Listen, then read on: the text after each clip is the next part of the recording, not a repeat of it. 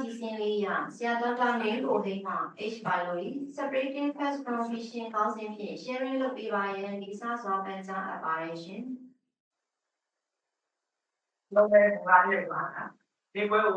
ကောင်းလာပြကြတယ်ဆိုင်ဆိုင်မှာများအားလုံးဒီတိုင်းနေပါတယ်ကျွန်တော်ရဲ့ဖက်ကြောင့်ပွဲမှာကျွန်တော် join မှုတောင်ပြီးပြီးကျွန်တော်မတာမလို့စာလို့ရင်းဆိုအကြောင်းပြီးကျွန်တော်တို့ဒီမှာကျန်တဲ့ foundation နဲ့ဥဒါဆရာကြီးကျော်ဆိုတော့အကျန်တဲ့ society ဥဒါမလို့တဲ့နေအကြောင်းပြကြတဲ့ဆိုင်ကရှေ့ပါစီဆောင်ရဲ့ campaign နဲ့အကြောင်းပြကြတဲ့ဆရာဆရာမအားလုံးနဲ့ college အားလုံးဒီလိုနေပါတယ်Here present by University detail. ဒီနေ့ကျွန်တော်သင်ကြားမယ့်ခေါင်းစဉ်ကတော့ H pattern လို့ခေါ်တဲ့ sign ပို့ကြောင့်တော့များတဲ့ချင်းကိုကြားတော့ဖြစ်တယ်။ဒီဟာကို evidence based data နဲ့ကျွန်တော်သင်ကြားမယ်။ First of all, I express my condolence to everyone who have faced significant impact on recent outbreaks in Myanmar. တော့နိုင်ငံတော်ကပါမယ်ဒီနိုင်ငံကပါပါမယ်ဒီလိုလုပ်တာ။ I have no particular interest regarding this presentation. ဒီ discuss လုပ်မယ့်နေမှာအောင်တဲ့ content လေးကတော့H pylori ကြောင့် introduction လေးပါမယ်။နောက် H pylori related problem လေးကြောင်းပြောပါမယ်။နောက် H pylori ရဲ့ natural history, H pylori infection ဖြစ်ပြီးရင်တော့ systemic physiological test တွေနဲ့ negative test တွေတောင်းပါမယ်။နောက် external manifestation အကြောင်းတော့ discuss လုပ်မယ်။နောက် diagnosis မှာဝေးကြီးရဲ့ invasive test တွေ endoscopic feature နဲ့ invasive test တွေတောင်း discuss လုပ်မယ်။ drug resistant တွေမှာတောင်း discuss လုပ်မယ်။ treatment အကြောင်း discuss လုပ်ပါမယ်H pylori infection is the most common chronic bacterial infection of humankind with a global prevalence of more than 40%.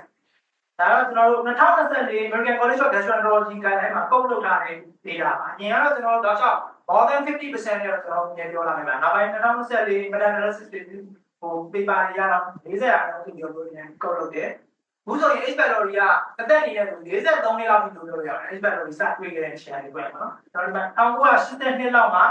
စတွေ့တဲ့နေရာကတော့ Campylobacter pylori ဆိုပြီးတော့ပေးထားတယ်ပေါ့နော်။ဒီမှာ Australia က gastroenterologist Dr. Barry Marshall နဲ့ pathologist Dr. Robin Warren တို့စပြီးတော့ဒီတော့တွေ့တာသူကတဲ့မတိုင်းမှာတွေ့နေရှိသူကစပြီး isolate လုပ်နိုင်ခဲ့တယ်ကာချာလုပ်နိုင်ခဲ့တယ်အဲကြောင့်ဒီ gastritis တွေအားဆိုင်မှာဒီဟာစပြီးတော့တွေ့လာ1980နှစ်ဆိုပြီးတတ်တာပေါ့နော်အဲ့ဒီတွေ့ရှိတဲ့အကြောင်းကို Lancet paper မှာ publish လုပ်နိုင်ခဲ့1982အမှန်တော့တော်တော် impact ရှိတာပဲအဲ့အချိန်မှာသိလက်မခံတာနော်ဒေါက်တာမာရှယ်က1980မှာသူကိုယ်တိုင် expert လို့ယူတာကျွန်တော်ကလည်းသိကြတဲ့ကိစ္စ1980မှာသူကိုယ်တိုင် expert လို့ပါရတောက်ချိုင်တောက်လိုက်ပြီးတော့ gastritis ရအောင် prove လုပ်တဲ့1985နောက်1987မှာတော့ Campylobacter pylori ဆိုပြီးနာမည်ပြောင်းလိုက်တယ်။ကျွန်တော်တို့သိတဲ့ H pylori, Helicobacter pylori ဆိုတဲ့နာမည်ကတော့1989ကျမှ Australia ကလည်း microbiologist group Dr. Gowen and group ပေါ့နော်သူတို့ Dr. Gowen group ကတကယ်တော့ Campylobacter နဲ့ genus ကတိကျပြီးတော့မတူဘူးဒါ new genus လို့သတ်မှတ်ရမယ်ဆိုတော့ Helicobacter genus Helicobacter pylori ဆိုပြီးဖြစ်လာတယ်။ H pylori နဲ့ပတ်သက်တဲ့ problems တွေမှာအဲ့ဒီမှာနည်းနည်း user မှားလေးရှိနိုင်တယ်။ဒီတော့ H pylori ကိုမသိရင်တော့လက်ခံထားကြတာဒါ stress တွေကြောင့်အစာတွေဖြစ်တယ်။နောက်ခုပူဆက်တွေသားလို့အစာနာဖြစ်တယ်လို့မျိုးသားရရှိတယ်။ H pylori ကပိုင်းသိတဲ့ဒီမှာလဲစာရင်ဖို့ရှိရဆိုတော့အများနဲ့လက္ခဏာတွေဖြစ်မှာပဲ၊နာတွေဖြစ်မှာပဲ၊ပြဿနာတွေပြီးမှာပဲဆိုပြီးထင်တာရှိတယ်။နောက်အစာရင်ဖို့ရှိတာဆိုရင် cancer risk ကရမ်းများလား၊နည်းလားလိုမျိုးအတွေးမှရှိတယ်နော်။နောက်တစ်ခုကအစာရင်မှာပဲ mock lymphoma လို့ခေါ်တဲ့ cancer မျိုးစားတွေဖြစ်လာလို့ဆိုရင်H pylori ကြောင့်ဖြစ်လာတာအခုလိုရအောင်မလားမလို့ခုရမယ်ဒါတွေပဲရှိတယ်ပြီးတော့အစာရင်ကို GI problem တွေပဲဖြစ်မယ်လို့ထင်ကြတယ်ရှိနေတယ်ပေါ့။ဒါ patient တွေပါကျွန်တော်ကောင်းနေရတဲ့ကြောင့် separating fat from fission ဆိုတာမျိုးသားတွေလည်းပြောချင်တာလို့ပြတာပါ။စမယ့်တဲ့က Marshall နဲ့ Warren တို့က1984က H pylori ကို almost all patients with active chronic gastritis urinary ulcer gastric ulcer တွေ့တယ်ဆိုပြီးတော့ပြောကြောင့် important factor in the etiology of this disease ဆိုပြီးတော့84က publish တော့ဒါပေမဲ့ဒီမှာလည်းခံဘာလို့အစာရင်ထဲမှာအစာရင်အစစ်တက်တွေရှိတယ်ဘယ်ဘက်တီးရီးယားမှမသိနိုင်ဘူးအားလုံးလက်ခံထားတဲ့ကိစ္စမင်းတို့နည်းနည်းများ phrase များဖြစ်လားစီးများဖြစ်လားအဲ့မာရှယ်ကတကယ်လည်းသူတွေ့တာလည်းသိပြီးတော့မခံချင်ဘူးအဲ့တော့သူပေါ်လာမယ်1985မှာမတိုင်းကြီးမှာတော့ OGD ကြည့်တယ်ဒါစီတယ်သူကဘောကကောင်းအဲ့ဘက်တော့ကြာချာလို့လူချလိုက်ပြီးတော့10ရက်လောက်ပြန်အောင်မယ် active gastritis feature တွေဖြစ်တယ်ဒီပေါ်တော့နည်းနည်းသမိုင်းဝင်ပုံပဲဒါမာရှယ်ရဲ့ capacity ဒါဒီသူ့ရဲ့ standard ဖြစ်နေတာ expert colonization နဲ့ gastric mucosa damage ဖြစ်နေတာနော်ဒီကဲအဲ့မှာစပြီးတော့ဒီပေါ်ဒီရောအောင်ဖြစ်စေပါတယ်ဆိုတော့ post postulate ရဲ့အချက်ကို ဖူးဖေးဖြစ်သွားတာ1985နောက်ပိုင်းမှာအစာရင်ကိုကချာပက်တိအစာရင်ကိုဖြစ်စေလားဒါကတော့ related ဖြစ်နေဆိုတာပြပါအများကြီးဒီထဲမှာအရေးကြီးတဲ့ paper က1995မှာ Cooper and Group က publish လုပ်ခဲ့တဲ့ဟာနော် lifetime ဘယ်လောက်ရှိလဲ expectancy ရှိရင်ကျွန်တော်တို့တိုင်းနာဝင်နာဘယ်လောက်ဖြစ်နိုင်လဲ10 to 20% lifetime risk က public အစာဖြစ်ဖို့အနေတော့3-4jaar လောက်လို့အစာရင်ကိုမရှိတဲ့အစာရင်ပေါ့နော်အခုကျွန်တော်တို့ငငယ်လေးသင်ခဲ့ရတာဂျိုရနီအစာရဲ့90%က expectancy ရှိနေနိုင်တယ်ရရှိအစာရဲ့80%က expectancy ဖြစ်နေနိုင်တယ်ဆိုတော့ data ဒီ Cooper and Group ရဲ့ research ကနေထွက်လာ။နောက်တစ်ခါဘယ်ပိုးကြည့်ရင်ပို့ပြီးတော့အနာဖြစ်လဲဆိုတာလည်းရှိပါတယ်။ဒါတော့သူရဲ့ virus ဆိုတာလို့ပြောတာနော်။ cytotoxin producing bacterial strains တွေ cat positive strains တွေပုံဖြစ်တဲ့ neuron အစားဖြစ်နိုင်တယ်။အဲ့မှာကျွန်တော်တို့ပိန်းချောင်းပြောတဲ့အချိန်မှာနည်းနည်းထူးခြားတာလေးကိုကျွန်တော်မြင်မှတ်သားဖို့သင်ရလေးရှိတယ်။ neuron အစားဒီစားစားလိုက်ရင်တက်တာတယ်။ဒါဆွေးလာစားစားလိုက်ရင်ပိုတာတယ်။ဒါကြောင့် neuron အစားကစားစားလိုက်ရင်တက်တာတယ်နော်။သူက principle ကြီးပုံမှန်ဆိုတော့အစာစားလိုက်ရင်အစာရဘလို့လုပ်မယ်ဂျိုနီယာခဏနားပေးထားမယ်ပေါ့အဲ့တော့ parallel open နဲ့ခဏပေးထားမယ်ဂျိုနီယာမှာလည်း acid တွေမရောက်တော့အဲ့တော့စားလိုက်ရင်ဂျိုနီယာအစာနည်းသက်တာဒါပေမဲ့ညစာလို့ဆိုတော့ညစာစားလိုက်နည်းသက်တာဒါပေမဲ့ညဦးပိုင်းရောက်ရင်တော့မနေ့ပိုင်းစောပိုင်းရောက်လာရင်ဂျိုနီယာဟောစားရရောက်လာတယ် acid တွေရောက် acid တော့နားတယ်နော်တခြားဘက်တာတွေတပိယာစာဖြစ်နေတဲ့တခြားဘက်တာတွေကတော့ acid production နည်းများမှမူတည်နေ gastric metabolism ဂျိုနီယာကမှဖြစ်သွားတာ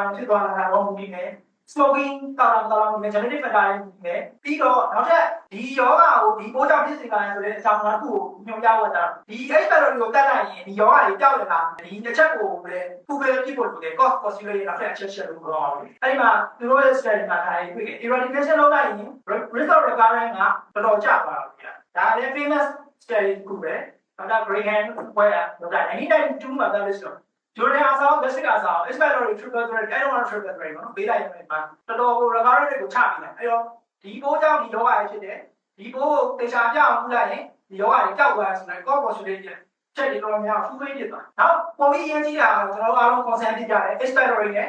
gastric cancer နော် gastric cancer ဘာ Lambert paper ရှိတယ် Lambert paper စိတ်ဝင်စားဖို့ကောင်းတာ New England Journal of Medicine မှာ1991အောက်တိုဘာ18ရက်နေ့ paper နှစ်ခုတကြိုင်နဲ့ပါလာတယ်အဲ့ researcher တွေကပူးပေါင်းပြီးဆောင်ရွက်ထားတာမဟုတ်ဒါပေမဲ့ NETM က editor တွေကဒီလိုစီစဉ်လိုက်တာဖြစ်ပါဘူးဟိုတော့ရှင်းနေတော့ case level နဲ့ကွာရှင်းနေတော့ထွက်လာတယ် person နဲ့ Judy person နဲ့ Abraham Nomura ရဲ့ study ထွက်လာတယ်ညတော့ညအော်ဒါကတော့ US ကဘာပထမတော့ California ပုံမှန်လို့ပြောတယ် US ရဲ့အားသာတွေက full health care system ကဟိုချက်ကြိုက်တယ်လို့ပြီးဆိုရင် CRM ကို store လုပ်တာ1960လောက်နဲ့ store လုပ်ထားတဲ့ CRM ရှိအဲ့မှာ Judy person နဲ့ group ကအဲ့30,000ကျော်ကို sequence ရအဲ့မှာ expert ရှိညာပြီးတယ်အဲ့ဒီတော့သူ့ကိုဒီ follow လုပ်ရင်က gastric cancer 240လောက်မှဖြစ်လာပြီအဲ့မှာသူတို့လည်းရှင်းပြီးတော့ expert တွေ sign cancer တဲ့ဘက်မှာ84ရာခိုင်နှုန်း sign cancer မဖြစ်တဲ့ဘက်မှာ control group မှာ64ရာခိုင်နှုန်းရှိတာတွေ့ရတယ်အဲ့တော့သူတို့certificate test တွေ run လိုက်တဲ့အချိန်မှာ3.6 ဆလောက်ပို့ပြီးတော့ sign လို့ရှိတဲ့လူတွေက sign cancer ဖြစ်တာကိုသွားတွေ့odds ratio ကလည်း 95% confidence level ကိုလည်း 1.8 to 7.3ဆိုတော့ significant တော်ဖြစ်နေတာ even ဒါမှ30,000ကျော်ပါလေ US လို့လိုမျိုး low incidence population at the same time မှာအဲ့ဒီနေမှာပဲပါလာတဲ့ stat ကကြတော့ Nomura stat သူကတော့နည်းနည်း high risk လို့ပြောရတဲ့ Japanese American Hawaii မှာရှိတဲ့လူလေ့လာခဲ့တယ်။ဟာတော့ကိုရတယ်ပေါ့နော်။အဲ့မှာ6ဆလောက်ပို့လို့ပြ။အဲ့တော့ high risk population မှာလည်းတီးတာ strong ရှိတယ် low risk population မှာလည်းတီးတာတဲ့ association ရှိတာတွေ့ခဲ့တယ်နော်။နောက်ထပ်ပြီးတော့ publish လုပ်တာလည်းဘူးလဲဆိုတော့ဒီ Judy person နဲ့ဒီ researcher မျိုးမိလာ infectious disease specialist နော်။သူက gastric lymphoma တွေနဲ့ရောသက်ဆိုင်နေတာဆိုတော့တွေ့ပါဒီကသူပေါင်းပြီးဆောင်တာ Norway Oslo က researcher နဲ့ပေါင်းပြီးတော့ဆောင်နေတာတို့ဒီမှာလည်း serious sample ရှိ2သိန်းကျော်လောက်ပါ US က3သိန်းလောက်ဟို Norway က3သိန်းလောက်အဲ့မှာ gastric lymphoma တွေ6ဆလောက်ပို့လို့နေတာကိုသွားတွေ့တယ် dispatch ရှိတယ်ဆိုတော့သူရဲ့ confidence level 2 to 19ဆိုတော့တော်တော် significant ဒီမှာကျွန်တော်ပြောရတော့ဝမ်းကျော်ရင်တဆလောက်ပဲတိုးရဆိုရင်ဘာမှထူးမှာမဟုတ်တဆကျော်2ဆလောက်ဖြစ်လာပြီဆိုရင်ဒီကလည်းနည်းဟိုပို့ပြီးတော့ဒီ event ကိုဖြစ်နိုင်နေတာဆိုတဲ့ confidence level အကြောင်းမှာsignificant တော်ဖြစ်တာဖြစ်တယ်သူထဲမှာ sample တွေကိုလိုက်ကြည့်မယ်ဆိုလည်းတက်ငယ်ငယ်မှာစပြီးတော့ကူးလာတွေ့ခဲ့ပြီးမှာပို့ပြီးတော့6ဆလောက်တိုးသွားပြီ65အောင်နော်နော်14နှစ်ကျော်လောက်မှာဆိုပို့ပြီးတော့ဒီက12ဆလောက်ပို့ပြီးတော့ဖြစ်နိုင်နေတာလားဒါ lymphoma နဲ့ study ပေါ့နော်ဒါက1994မေလမှာအဲ့ဒါသူ personnel တွေတွေ့တာဒါကကျွန်တော် junior personnel ဟို US က Stanford University base ပဲနောက်တော့ CBC မှာတော့ပြောသူတို့ question ချက်ကမေးပါပြီ WHO ကဂျွန်မာတက်ပြီးတော့ကန်ဆာအဒီနိုကာစီနိုမာနဲ့ဟောဒီဖိုမာနဲ့ဟော social ရှိတာသိသွားတယ် submission evidence ရှိတယ်လို့သတ်မှတ်လိုက်ပြီးတော့ expert တွေ group web casino ချိန်မှာဆိုပြီးတော့တက်ပြီး declare လုပ်လိုက်1994မှာ declare လုပ်လိုက်အဲ့ဒီနောက်ပိုင်းမှာလည်း gastric cancer နဲ့ပတ်သက်ပြီးတော့ association တွေကိုဒါကြောင့်တက်ပြီးအများကြီးရှိတယ်ဒါတော့ meta analysis ပေါ့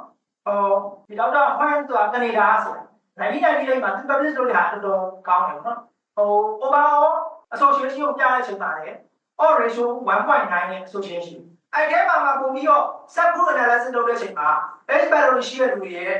gastric cancer ဖြစ်ရင်ဘယ်နေရာ gastric cancer နဲ့ပုံပြီး association ရှိလဲကာဒီယာဟာတော့တိတ်မသိတာဘာမှနိုင်ငံပတ်သက်စီရအောင်ဖြစ်တယ် 0.5 to 2.7 0.5ဆိုတော့နည်းနည်းဖြစ်နိုင်နေတယ်ဆိုတာသူပါသွားတယ်အဲ့တော့ဒါ significant မဖြစ်ဒါကြောင့် non ကာဒီယာမှာဖြစ်တဲ့ gastric cancer တွေမှာ expert တွေက3စားလောက်ပြီးတာကိုဖြစ်တာကိုတွေ့လိုက်ဒါဒီ study 1998 study ပေါ့ဒီတဲ့ပုံပြီးရည်ရတာကတော့ gastric cancer ကိုအစာအိမ်ပိုးကြောင့်ဖြစ်တယ်အစာအိမ်ပိုးကိုကုရင် gastric cancer ကိုကာကွယ်နိုင်ငါဆိုတာကိုရည်တည်သွားတယ်အဲ့တော့ဒီ study ကလည်းဂျာမန်မှာ publish လုပ်ခဲ့တယ်ဟောင်ကောင်ဘက်ကဆရာဒီ China မှာ base လုပ်ပြီးတော့လုပ်ခဲ့တယ်သူတို့ရဲ့study design အရင်ကောင်းတယ် prospective study ဖြစ်တယ် placebo control RCT ဖြစ်တယ်healthy care 1630လောက်ပါတယ်အားလုံး OT မှာတော့ gastric cancer ရှိတယ်နောက် triple therapy ပေးတယ်နှစ်ပတ်လောက်ပေးတယ်နော်အဲ့ဒီခွဲလောက်ဆောင်ကြည့်ခဲ့တယ်အဲ့မှာ 1.1% လောက်က gastric cancer ဖြစ်တာဆိုင်ပိုးရှိတယ်ရှိတဲ့အုပ်စု treatment ပေးတဲ့အုပ်စုဆိုင်ပိုးရှိတယ် treatment မပေးထားတဲ့အုပ်စုရှင်းလိုက်တဲ့အချိန်မှာ statistically test က p-value 0.02 နဲ့ significantly exploratory treatment ပေးတဲ့ group နဲ့မပေးတဲ့ group နဲ့ကွာသွားတာဖြစ်တယ်ဆိုင်ကင်ဆာကိုဖြစ်များတယ်မကူလိုက်တဲ့ပုံအဲ့ဒါမှထပ်ပြီးတော့ live subgroup ထပ်လာရမယ်ဆိုရင် explorer ကိုပြောင်းအောင်ကူထားတဲ့အဖွဲ့မှာပုံပြီးသိသိလာတယ်ဟောကူတိုင်းမပြောင်း explorer ကူတိုင်းမပြောင်းဘူးကျန်တဲ့လူပြောင်းအောင်ကူထားတဲ့အဖွဲ့နဲ့မကူတဲ့အဖွဲ့နဲ့ရှင်းတဲ့ချိန်မှာ p-value က 0.01 ဆိုတော့ statistically strong significant ဖြစ်နေတာတွေ့တယ်ဒီ paper ကဂျာမန်medical journal မှာ2004မှာ publish လုပ်တယ်ဒီတွဲရှိတဲ့ impact ကတော်တော်ကြီးပါစာအင်ကန်ဆာကိုကျွန်တော်တို့ကာကွယ်နိုင်ပြီဆိုတဲ့အချက်တွေပါဒီအချက်ကိုမင်းပြီးတော့2005နဲ့ရောက်ရတာပေါ့ Nobel Prize မာရှင်နဲ့ဝယ်ရတဲ့အချိန်မှာဘာလို့ဒီ expert တွေကိုတွေ့အောင်ရှာပေးခဲ့တဲ့လူတွေကိုကျေးဇူးတင်တဲ့အနေနဲ့2005 Nobel Prize ဘာလဲလို့ရှိတော့မာရှင်တို့ပြောပါပြီတကယ်ရော gastric carcinoma ဖြစ်စေတဲ့ rate ဘယ်လောက်များလဲတကယ်တော့ region ပေါ်မူတည်ပြီးတော့ဖြစ်တဲ့ဘယ်နှစပို့ပြီးတော့ဖြစ်နိုင်ခြင်းများဆိုတာမတူဘူးတကယ်တော့ကျွန်တော်တို့ရဲ့ဒီမှာတတ်မှတ်ချက်ရှိတယ်အစာရင်စာဖြစ်တော့ဘယ်လောက်များလဲဆိုတဲ့ region တတ်မှတ်ချက်ရှိတယ် low risk region ဆိုတာတစ်နှစ်ကိုလူတစ်သိန်းမှာ10ရောက်မှဖြစ်ဘူးဆိုရင်တော့ဒါ low risk ပဲတစ်နှစ်ကိုလူတစ်သိန်းကို10ရောက်တဲ့အကြောင်း30တာဖြစ်ရင်ဒါ intermediate risk ဒီ global care 2022 data ကမြန်မာပြည် 11.8 intermediate risk တွေမှာပါတယ်နောက် high risk ကကြတော့လူတစ်သိန်းမှာ30ရောက်ပြင်တဲ့ high risk ကိုတတ်မှတ်တယ်ပေါ့အဲ့မှာ expert ရှိရင်ဒါကမရှိတဲ့လူရဲ့ကင်ဆာဖြစ်နိုင်တော့ကျွန်တော်သိထားဘူး0.1 လောက်ပဲရှိတယ်။ expert ရှိပြီဆိုတော့3 လလောက်တက်သွားမယ်။ intermediate risk ပြီးမှ3 လလောက်ပဲ5 လလောက်တက်မယ်။ high risk နေရာမှာ5 လ6 လလောက်တက်သွားမယ်ဆိုပြီးဒါ the following ဒီတင်ပြပါ references တွေရတာကို express လုပ်သွားတယ်ဒီ view သွားတယ်ဖြစ်နိုင်တယ်များတယ်။ဒါကတော့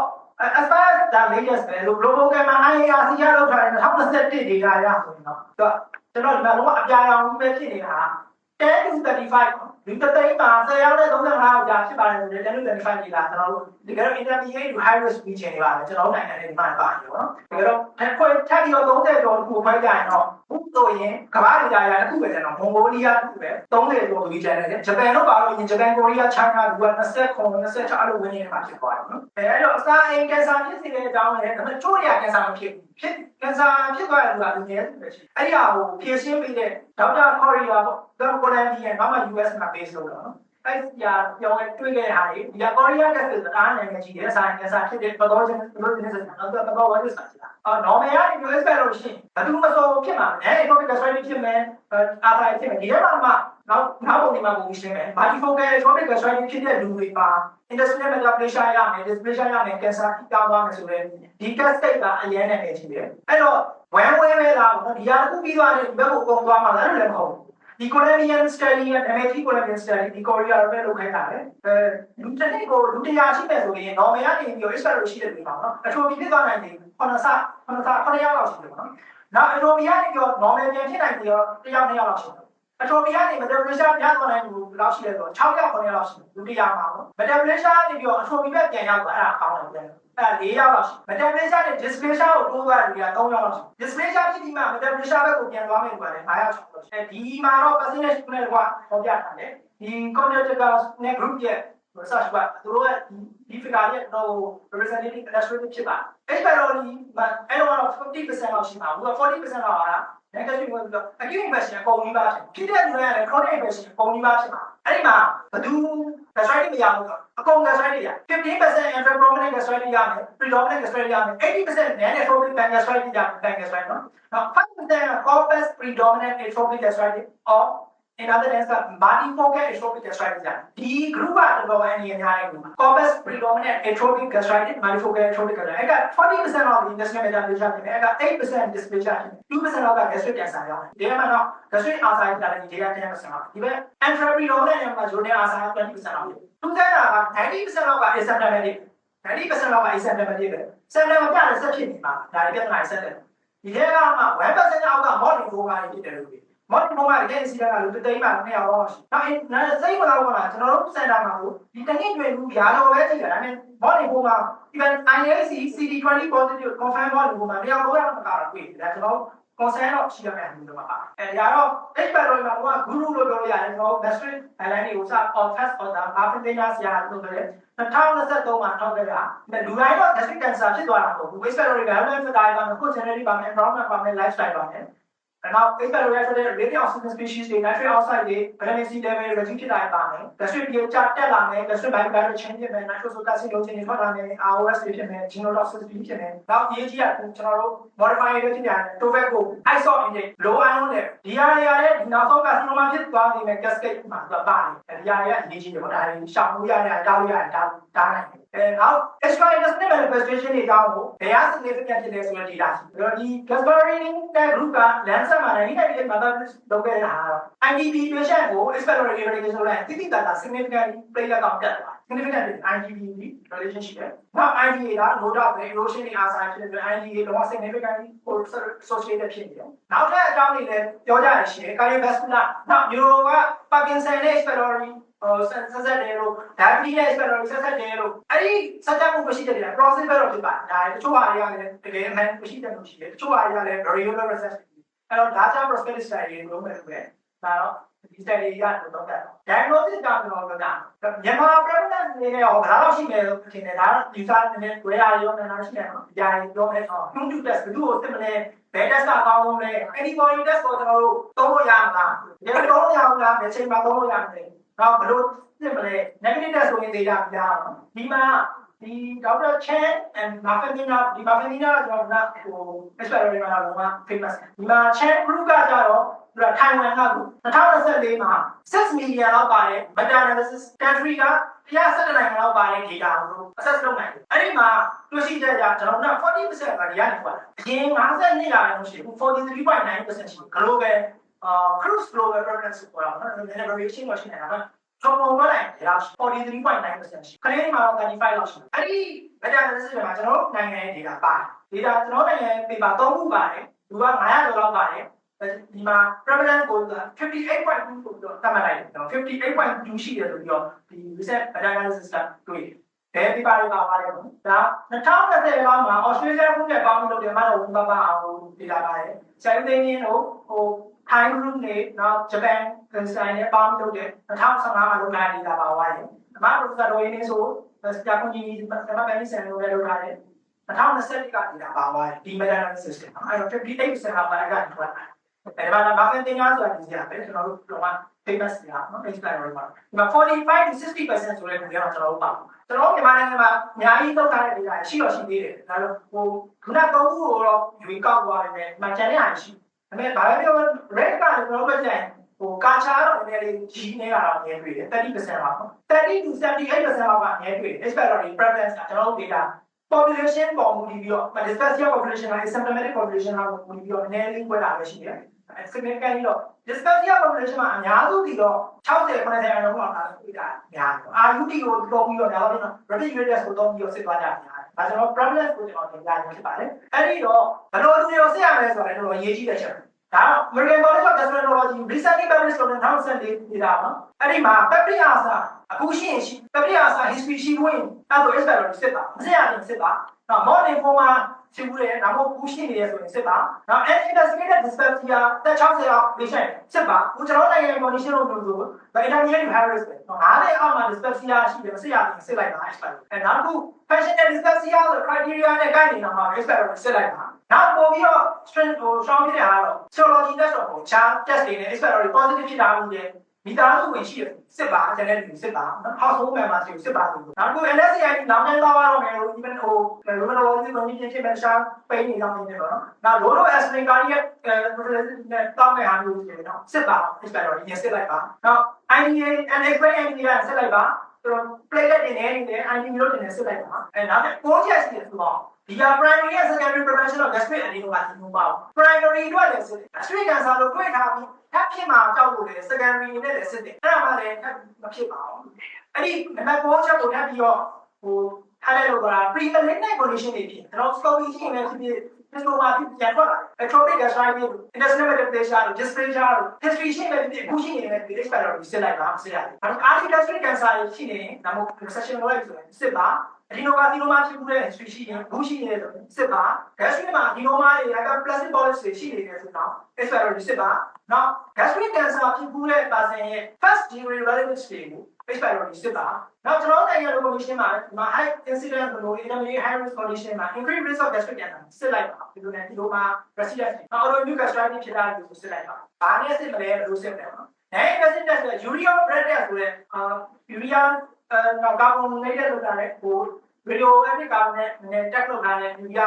ဆေးလေးကိုတောက်ရတယ်ဒီကြတယ်ပြန်ပြီး breast and တွေကိုပြီးတော့စစ်တဲ့ urea blood test နော်13 CD 14 CD သုံးတာရှိတယ် serology 2 antigen test သုံးတာရှိတယ်နောက် serology test ကိုလည်းကျွန်တော်ကျွန်တော်နိုင် basic နဲ့မှာထည့်ထားတယ်နောက် investing test မှာ rapid urea test ဆိုတဲ့ histo scope ကြည့်ရင်ဒါလာယူပြီးတော့စစ်တဲ့ type အဲ့ဒါနဲ့ test လုပ်ပါမယ်အဲ့မှာခြေတိုက်တွေပါတိုက်ရှိတယ်နောက်က histology ကနေပြီးတော့စစ်တဲ့နေရာရှိတယ်ကာချန် method တွေရှိတယ် PCR method တွေရှိတယ်နော်အခုရင်းနေကျွန်တော်လုပ်ပါဒီမှာတော့ဒီ meta analysis က Cochrane meta analysis 2018မှာ publish လုပ်ခဲ့တဲ့ data ပါဒီဆရာဒေါက်တာ Best နဲ့ group သူတို့လုပ်လိုက်တဲ့ meta analysis က1000ကျော်မှာပါတယ်တရား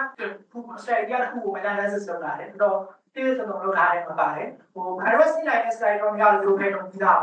အဲ့မှာ13 urea bracket ကို threshold ပဲ method ကိုသုံးလို့ဒီကိုလည်းကွာသွားရှိ13 ကတော့ကောင်းတယ်ဘူကောင်းလုပ်တယ်လို့ကျွန်တော်ရန်နေပြောကြတာဘူကောင်းအဲ့ဖောင်းပုတ်ပြီးတော့ collect လုပ်ပြတာ sensitivity 95လောက်ရှိ95% CI နဲ့79 to 99လောက်ရှိကောင်းတယ် sensitivity 95လောက်ရှိနောက်ဈေးနဲ့ပြတ်တာလေ14 CUPD ပေါ့အဲ့မှာ threshold ပေါ့ပြီးတော့ disintegration per minute 200ကျော်နဲ့ဖြတ်ထားတဲ့ဟာကို sensitivity 95လောက်ရှိအဲ့တော့ notice လို့ပါဒီမှာ95% CI မှာ variable တော့တယ်33 to 100အဲ့ဒါ channel roughly မဆိုဘူးပေါ့ sensitivity specificity လည်းကောင်းတယ်ဒါပေမဲ့ဒီကောက်ပါ minute threshold နဲ့စစ်တဲ့ဟာမှာတော့နည်းနည်းလေးတော့89လောက်ရှိနောက်ခု student test နော်စစချင်းပေါ်တဲ့ဟာ polyclonal student test 88လောက်ပဲရှိနောက်ပိုင်းကျွန်တော်သုံးနေရတယ် laboratory base ဆိုတဲ့ polyclonal assay တွေလို့ပြောတယ်သူကပေါင်း95% CI မှာ93 to 95ရှိသူ sensitivity 94လောက်ရှိတယ် sensitivity 97လောက်ရှိဒါ lab base တကယ်ကျွန်တော်မြန်မာနိုင်ငံမှာသုံးနေတာ laboratory base တော့သိမဟုတ်လားကျွန်တော်သုံးနေတဲ့ test kit rapid monoclonal assay တွေပဲများတယ် even lab မှာသုံးနေတဲ့ဟာတော့အဲ့ test kit နဲ့စစ်ပြီးတော့ထုတ်လိုက်တာများတယ်သူ reference ကိုကြည့်တယ်88%လောက်ရှိဟို sensitivity က full so ပေါ့နော်94% sensitivity ရှိတယ်အဲ့မဲ့ treatment လုပ်ပြီးသွားလို့ stool test နဲ့စစ်မယ်ဆိုလည်းသူကနည်းနည်းတော့81% sensitive ဖြစ်သေးတယ်နောက်တစ်ခုကတော့ serology test ကျွန်တော် infection meter serology test နဲ့ serology test ကိုတခြား test တွေစစ်တိုင်းတဲ့နေရာမှာဆိုတော့မစစ်ဖို့ပဲ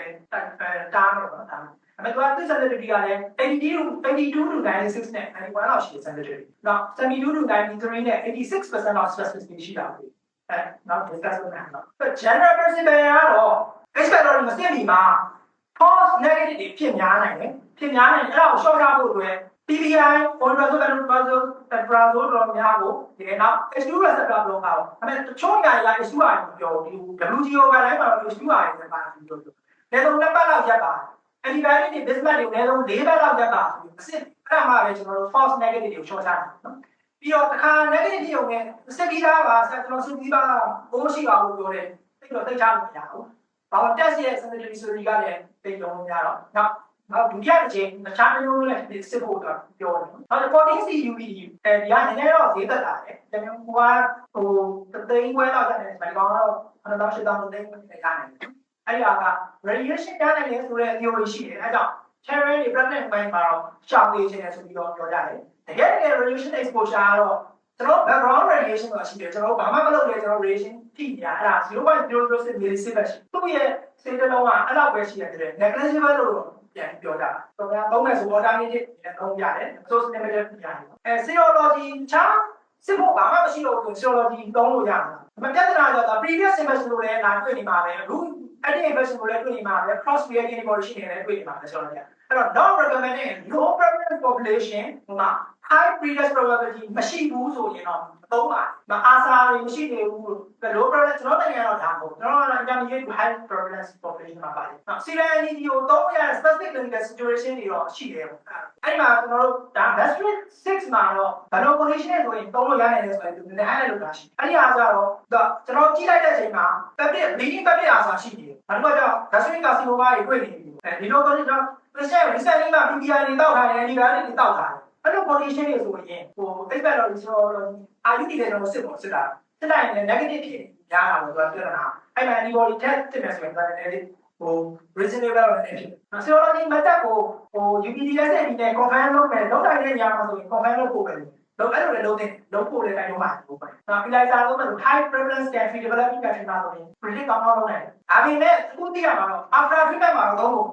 ဘာလို့ antibody ဒီနေတော့တက်တဲ့ချိန်ကြီးခံတယ်ပြန်စစ်လို့ပြပြန်စစ် positive နောက်တစ်ခါလည်း endoscopy နဲ့ကြည့်ရင်ပေါ့ expert လို့ရှိပန်းလို့ရလားကျွန်တော် endoscopy တော့များတော့ဒီစာ familiar ဖြစ်တယ် Metropic gastritis ရဲ့ classification ကဘာလဲ Kimono classification မှာဒီဘက်ကဖြူဖြူလေးကဒီဘက် body ထိ extend လုပ်လာတယ်အဲဒီ atrophy ဆိုးလာတယ်နော်အဲဒီ classification နဲ့ထည့်ကြည့်ရမယ်နောက်တစ်ခုကဒီမှာ ဖြူဖြူကလေးရရှိတယ်ဒါ white flags တွေလို့ပြောကြတယ်အဲ့ဒီအောင် nerve imaging နဲ့လိုက်တာ light blue crush တွေရတယ်သူကဘာဖြစ်လဲဆို intestinal metaplasia စရတယ်ရတယ်နော်အဲဒီကတော့ဟို map light runner ဆိုပေါ်တယ်ချိုးမှာ eradicate ဖြစ်သွားပြီဆိုတဲ့ဒီကိုစာမှလိုလို့ဖြစ်တယ်လို့ပြောကြတယ်ဒါပေမဲ့ eradicate မဖြစ်သေးတဲ့ဒီကိုစာမှလိုပေါ်နိုင်တယ်ဆိုပြီးတော့ပြောကြတယ်နောက်ကျတော့ hypertrophic 4တွေပေါ့ဒါဆို5 mm နဲ့ GF4 တွေတွေ့တယ်ဆိုရင်နောက်ကျတော့ goose flash light nodular ဒီပေါ့ချက်သိန်းထားလို့ချက်သိန်းထားလို့ဘူးလေးတွေပေါ့နော်ဒါတွေပြောလို့ရတယ်ဒါ exploration နဲ့ချက်နော် diffuse redness တွေ့တယ်ဖြစ်နိုင်တဲ့ချက်ဒီမှာညာတော့ regular arrangement of quality B လို့ပဲဒီလိုလေးရှိတယ်တော့ sign ဘိုးသိမရှိနိုင်ဘူးအဲ့လိုမျိုး regular arrangement ပြတ်သွားတယ်ဆိုရင်တော့ sign ဘိုးရှိနိုင်ဘူးရှိဖို့ပုံများတယ်အဲ့ဒီဟာအခုကျင်းနေတယ်မတတ်မှန်ဘူးကဒီကျော်တော် classification အရာဒီ2020မှာ publish လုပ်ခဲ့တဲ့ Toyoshima San publish လုပ်ခဲ့တဲ့ Tokyo classification ရဆိုရင်အဲ့ဒီနှစ်ပတ်ကျော်ရတဲ့နှစ်ပတ်ကျော်ရတဲ့လူတွေမှာ 82% လောက်က expiry ရှိ၄ပတ်ကျော်ရတဲ့လူတွေမှာ gastric cancer risk တော်တော်များတယ်ဆိုပြီးတော့အဲ့ဒါကလက်စာရဲ့ကျွန်တော်တို့ဟိုချောက်ပြောလို့လည်းပြောသွားရအောင်ပဲဒီ early gastric cancer တွေကိုပြီးဖို့အတွက်လက်စာရဲ့ကျွန်တော်သင်ကြားတယ်ရိုးသားတော့ famous classification and Temshi Yausa Japan 2020မှာလုပ်ခဲ့တဲ့ VS classification microvascular pattern တော့ zone ဆွဲကြည့်ဖို့တော့လိုတယ် cap နဲ့တယ်နော်ဟို microvascular pattern irregular စဖြစ်လာပြီဒီ marcation line တွေရှိနေဒါမှမဟုတ် absent ကိုဖြစ်နေတယ်နောက် microsurface pattern irregular ဖြစ်နေပြီ absent microsurface pattern ဖြစ်လာပြီနောက်ဒီ marcation line လည်းရှိတယ်ဒါ early gastric cancer ဒီချက်တွေကိုလွတ်မလွတ်အောင်လည်းကြိုးစားမယ်အဲ့လိုမျိုးလူတွေမှာတော့ဒါနဲ့ endoscopic submucosal dissection ကအများကြီးလို့ရှိပါတယ်နောက်တစ်ခုကတော့ invasive test တွေအကြောင်းတော့ IUD ကိုအကြောင်းပြောတယ် sensitivity က94လောက်ရှိတယ် histo က93လောက်ရှိတယ် CACHA 87လောက်ရှိတယ် tissue PCR ရမ်းတော့93 to 99ပေါ့နော် tissue PCR ကိုကောင်းတာ blood resistant ခါရဲစစ်လို့ရတယ် Plasmapheresis resistant ကို84 to 100% လောက်ပြီး sensitivity လည်းကောင်းတယ်အဲ့ဒီတော့ IUD နဲ့ပတ်သက်ပြီးတော့ကျွန်တော် highlight လေးပေါ့ကျွန်တော်တို့များတော့ဒီ60မိနစ်60တနားရီလောက်မှဖြတ်ကြည့်လိုက်ဘယ်လောက်ဖြစ်မလဲကျွန်တော်တို့မှတွေ့ရရှိနေတာ Pronto